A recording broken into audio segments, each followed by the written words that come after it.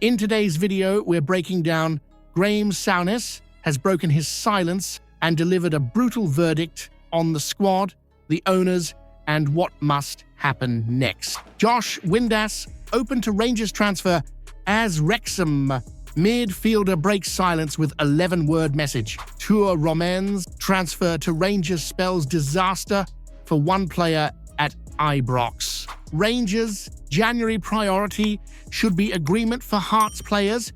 If you love Rangers, hit that like button. Simple as that. Another day, another transfer rumor lighting up Ibrox, and this one has got emotion written all over it. Josh Windass, a name you know well, is back in the conversation, and not by accident. With January creeping closer, Danny Rohl is clearly eyeing a reunion with a player he trusted, captained, and pushed hard at Sheffield Wednesday.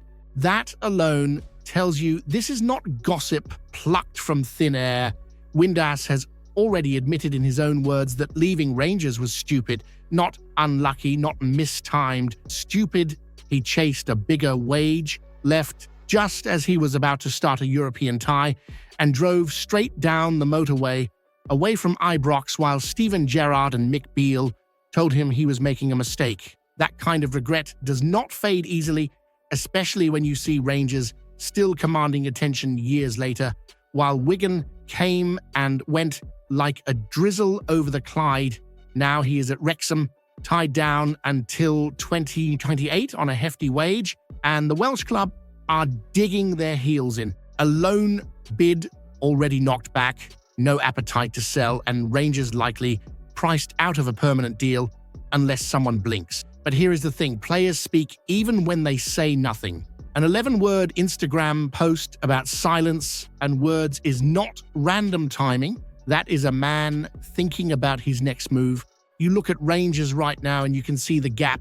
Creativity, goals from midfield, someone who knows the pressure of Ibrox and does not hide from it.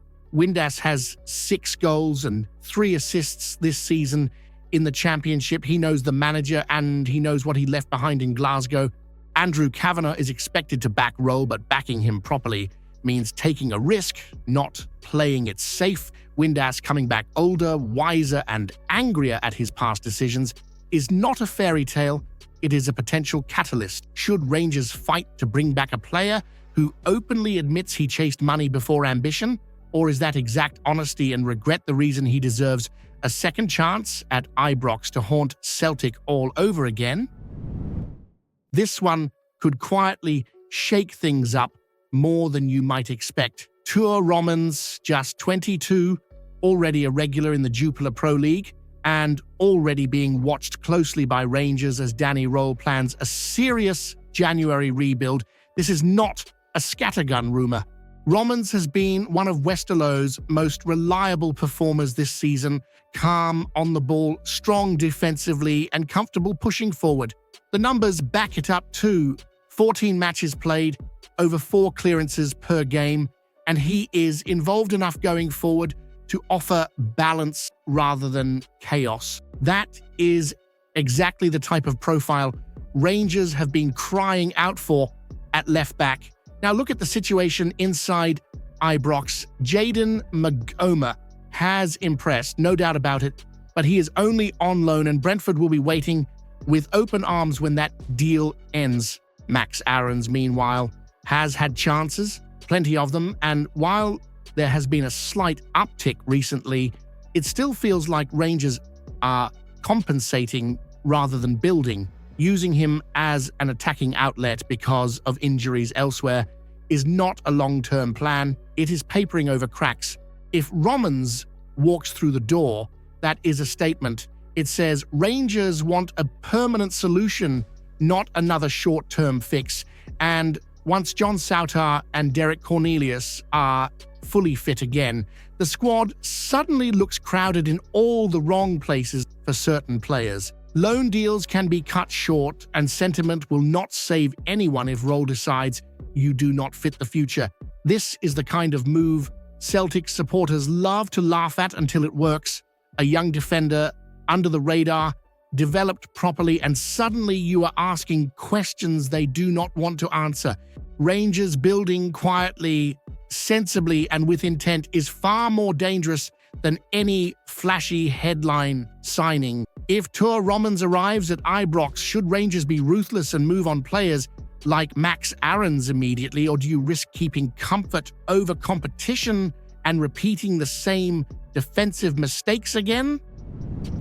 That defeat at Tynecastle might sting now, but it could end up shaping Rangers' entire January strategy if the people upstairs are brave enough. Stuart Findlay walked into that match like a man who knew exactly where the weakness was, attacked it, and punished Rangers for switching off at a short corner. 30 years old, composed, dominant, and showing leadership that has been badly missed at Ibrox far too often this season. You did not need Ali McCoist spelling it out to see the problem. One player goes to press, everyone else stands still, and suddenly Rangers are chasing the game in one of the toughest grounds in the country. That is not about talent, that is about mentality and organization. And Findlay has both in abundance. Then there is Cammy Devlin. He did not score, he did not assist, but he was everywhere. Snapping into tackles, closing space, rattling Rangers midfield, and setting the tempo like it was his personal mission to remind everyone what competing actually looks like. Those are the players you hate playing against but love having on your side. The key point here is timing. Both are into the final stretch of their contracts. Pre-contract deals are there to be done. No inflated fees, no guessing games. Just proven Premiership performers who know the league, know the pressure, and know how to beat Rangers. That last part matters more than some people want to admit. While Hearts are flying under Derek McInnes and Tony Bloom's influence is plain to see, Rangers are still cleaning up from recruitment mistakes made in the summer. Money was spent, but it was spent without a clear spine or identity. January is about correcting that, not repeating it. And here is the uncomfortable truth. If Rangers keep chasing projects and ignoring the best players already performing in this league, they will keep getting punished by them on cold afternoons like Tynecastle. Findlay and Devlin are not glamorous names, but they are winners in this environment. Should Rangers stop trying to be clever and start snapping up proven Premiership leaders like Stuart Findlay and Cammy Devlin before Celtic laugh at them for missing the obvious again? Graeme Souness has come out strongly and delivered a clear warning to the Rangers hierarchy, and you need to understand exactly what he said before anything else. Speaking after the defeat to Hearts, made it clear that Danny Rohl cannot fix this Rangers squad without immediate backing from Andrew Cavenagh and the new American owners. Souness said Rangers must get player recruitment right and give Rohl the tools to work with, because right now the manager is trying to operate with a squad that is simply not good enough. He pointed directly at the summer recruitment overseen by Kevin Thelwell and said, "The players brought in have not done the business." In his words, Thelwell deserved to go because recruitment is judged on results and the results are not there. He went further and explained that great managers succeed because they have great players. He used Pep Guardiola as an example, saying it is no coincidence that Pep won everywhere he went because he always had the best players. Souness said top players do not need constant instruction. They regulate themselves, they train properly, and they work problems out on the pitch without being spoon-fed. Souness also spoke about January targets, saying Jack Butland is good enough, but Rangers likely need a centre-half, a left-back, a central midfielder, and a striker. He admitted that means serious money and questioned whether Rangers are ready to make those calls, describing the club as rudderless at the moment, though he believes changes are coming. He also took a swipe across the city, saying Celtic made a huge mistake by letting Martin O'Neill go and gambling on Wilfried Nancy, adding that this has finally put pressure back on them instead of everything landing on Rangers alone. That is the news. That is what one of the most important figures in Rangers history is saying out loud right now about the state of the club and the ownership. Now, the comment comes naturally when someone like Souness talks about tool and standards and self-motivated players. He is not reminiscing, he is issuing a challenge.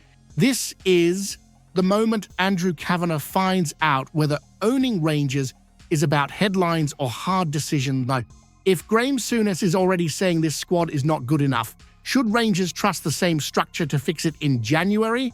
Or are the new owners already failing their first real test at Ibrox? Like the video, drop a comment, and subscribe for daily Rangers news. Don't miss a thing.